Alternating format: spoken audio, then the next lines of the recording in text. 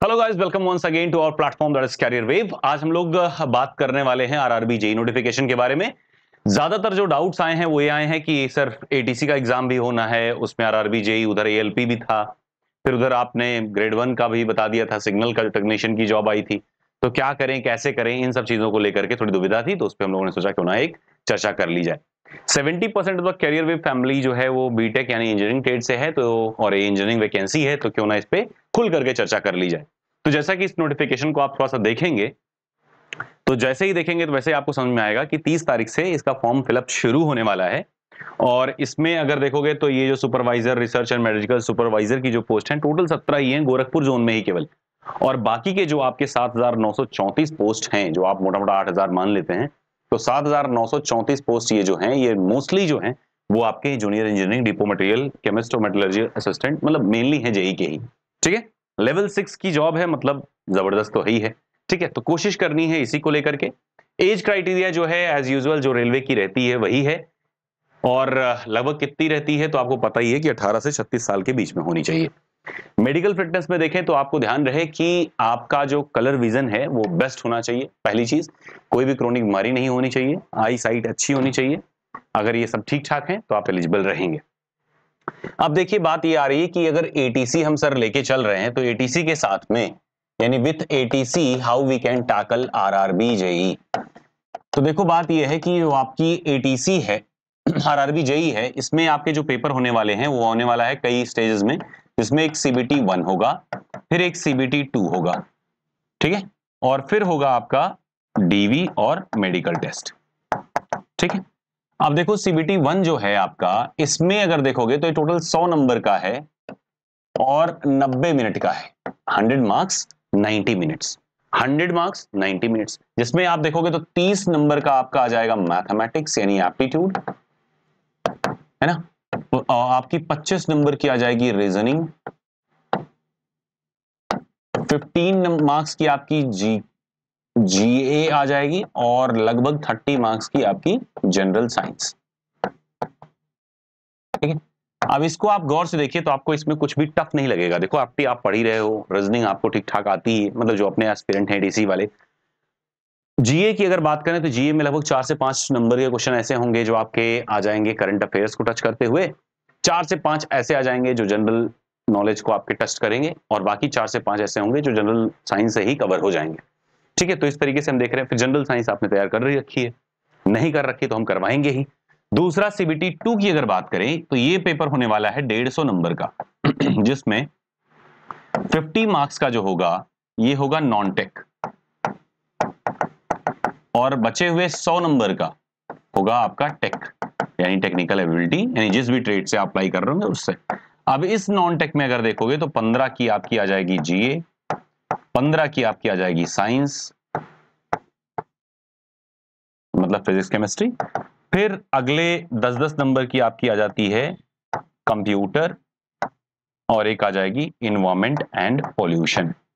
Environment and pollution का जितना भी पार्ट है वो जनरल साइंस में लगभग कवर हो जाता है, और कंप्यूटर का भी मोस्ट ऑफ द पार्ट, मतलब 3-4 क्वेश्चन तो ऐसे होंगे जो जनरल साइंस से थोड़ा टच करते हुए चलते हैं, जनरल नॉलेज में टच करते हुए चलते हैं। मतलब इधर के जो आपके 30 नंबर हैं, मतलब 35 नंबर हैं, ये बहुत आसान है। 15 नंबर का जो जीए है, इसी में जो करंट अफेयर्स वाला है वो भी आप कवर ही कर लेंगे।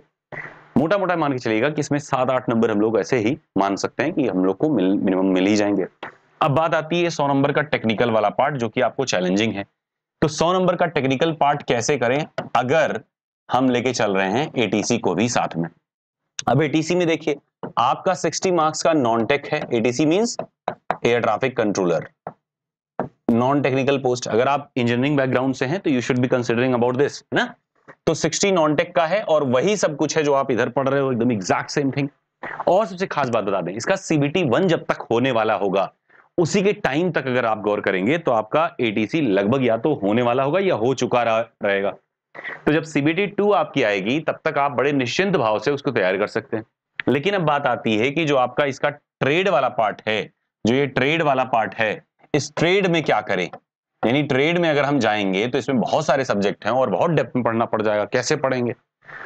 तो ध्यान रहे, जहां तक मैं जानता हूं कि अगर आप एयर ट्रैफिक कंट्रोलर भरे होंगे तो आपका पहला प्रायोरिटी जो होता है वही रहेगा, है ना। जिसको एक बार एविएशन की जॉब पसंद आ गई हो तो कहीं इधर उधर जाता नहीं, लेकिन जस्ट इन केस मान लीजिए आपने कहा नहीं मुझे यही चाहिए, क्या चाहिए, रेलवे यही चाहिए, तो अगर रेलवे में ही सारा धम कम लगाना है तब तो बात अलग की होगी। तो आप छान मारिए मेडजी, गेट एकेडमी और जितनी भी बुक्स होती है, जितनी भी कोचिंग हैं इंजीनियरिंग की, एकदम गहराई तक चले जाइए, जितना हो सके उतना पढ़ डालिए, वो आपकी बात। लेकिन मैं कहूं अगर एग्जाम क्वालिफाई करने के दृष्टिकोण से, तो एग्जाम क्वालिफाई करने के बाद में सब हो जाते हैं बराबर। नॉन टेक में अगर हम बात करें आपको सीबीटी वन में लास्ट टाइम भी अगर आप देखेंगे कट ऑफ तो 85 प्लस गया है नॉर्दर्न रीजन्स के, यानी उत्तरी क्षेत्र जितने भी आते हैं जोन्स उत्तर में, वो सारे में 85 80 प्लस तो कट ऑफ रहना ही है नॉन टेक का। साउथ में अगर जाएंगे, साउथ के किसी जोन से या नॉर्थ ईस्ट जोन में जाएंगे तो 60 65 कभी 53, बेंगलोर वगैरह में 53 तक, 53 54 तक नॉन टेक में चले जाते हैं कट ऑफ फर्स्ट सीबीटी में। तो वो डिपेंड करता है कि आपका नॉन टेक कितना कमजोर या मजबूत है। कमजोर है तो आप साउथ वगैरह से यानी कि थोड़ा डिस्टेंट रीजन से भर दीजिए, बढ़िया स्ट्रांग है तो अपने रीजन में फाइट करिए, क्योंकि पोस्टिंग भी वही होगी, फिर ट्रांसफर नहीं होता जल्दी। ठीक है, तो ध्यान रखने वाली बात यह है कि जैसी आपकी उदारता है उसी हिसाब से आप क्षेत्र चुनिए। ट्रेड में भी अगर आपकी बहुत ज्यादा बढ़िया स्ट्रेंथ है तो आप नॉर्दर्न रीजन में फाइट करिए, अपने स्टेट में, अपने एरिया में। अगर आपकी स्ट्रेंथ बहुत बेहतरीन नहीं है तो आप फिर से डिस्टेंट एरियाज में ट्राई करिए, है ना। अब देखिए, अगर मान लीजिए आप चाहते हैं कि आपका बहुत सुविधापूर्ण से निकल जाए, सुविधापूर्ण तरीके से, तो ध्यान रखें ट्रेड से के लिए आप कोई भी बेहतर एक हैंडबुक ले लीजिए, दैट्स इट। बाकी कैरियर वेव आपको एक शॉर्ट बुक दे देगा और शॉर्ट लेक्चर्स भी दे देगा, जिनको आप कर लेंगे और उसी में से ही लगभग आपका सारा कुछ कवर हो जाएगा। बहुत ज्यादा इधर दौड़ने की जरूरत नहीं पड़ेगी। सिंपल सा फॉर्मूला शीट एक आप ले लीजिएगा, जो आपको बाद में पढ़ना, शुरुआत में नहीं। अच्छा, ये ध्यान रखें एटीसी में भी बहुत सारे बच्चे फॉर्मूला शीट की अभी से डिमांड कर रहे हैं, अभी कोई रिक्वायरमेंट उसकी नहीं है, अभी से फॉर्मूला शीट पा जाओगे दिक्कत ही रहती है। तो जब नोटिफिकेशन आ जाएगी उसके बाद ही फॉर्मूला शीट मिलता है, हर बार लास्ट में ही देते हैं, तो इस बार भी थोड़ा लास्ट में ही लो, अभी कोई मतलब नहीं है आपको पहले से ही फॉर्मूला शीट लेने का। तो इसका देखो एक होगा फॉर्मूला शीट, जैसे आप देखे होंगे कई सारे सिविल के भी आते हैं, तमाम मिलते भी हैं मार्केट में, बाकी हम आपको देंगे।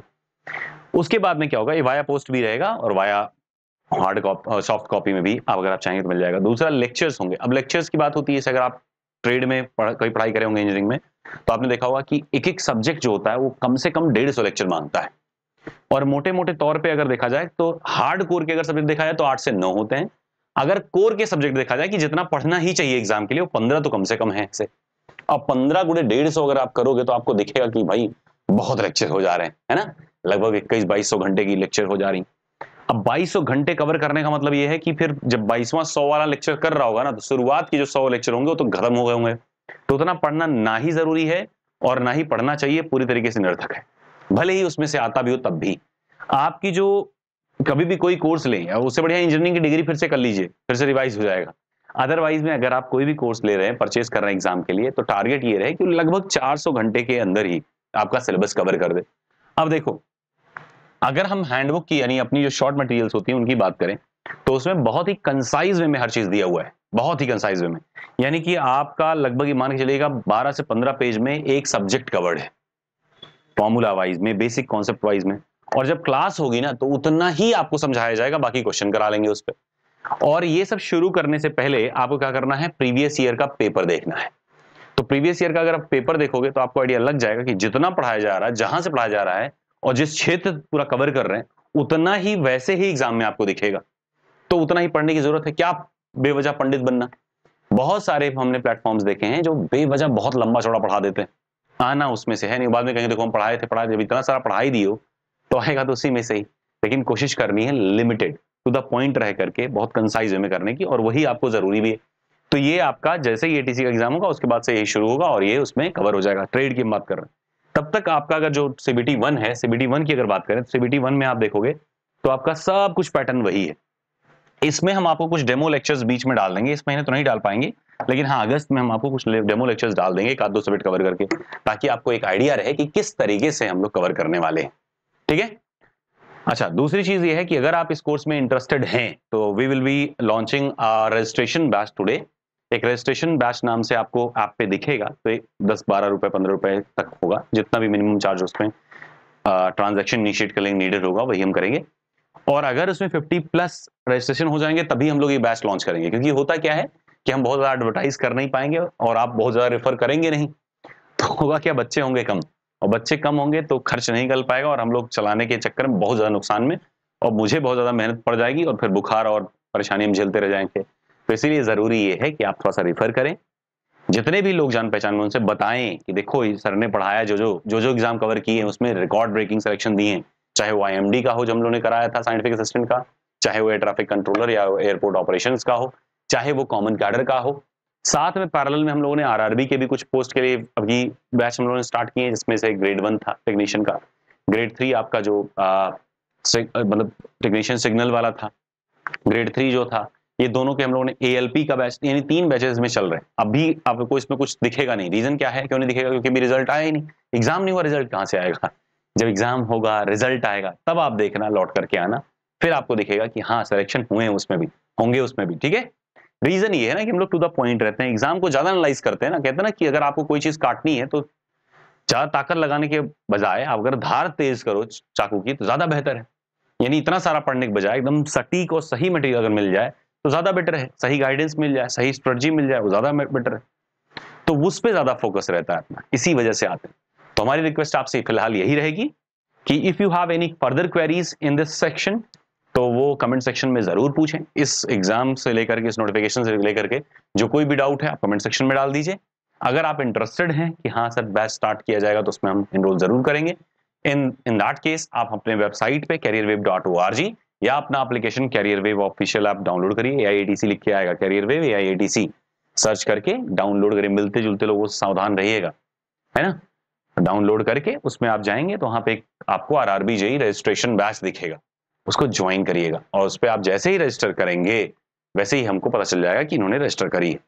ठीक है, और जैसे ही हमारे पास संख्या 50 हो जाएगी, जो कि मुझे उम्मीद है कि 1-2 दिन में हो जानी चाहिए, जितनी इंक्वायरीज आज पूरे दिन में आई हैं, जितने डाउट्स आप लोगों ने पूछे हैं उस हिसाब से, तो निश्चिंत होकर के तैयार रहिए, 1 तारीख से हम लोग स्टार्ट कर लेंगे। ओके, तो wish you all the best, take care, bye bye.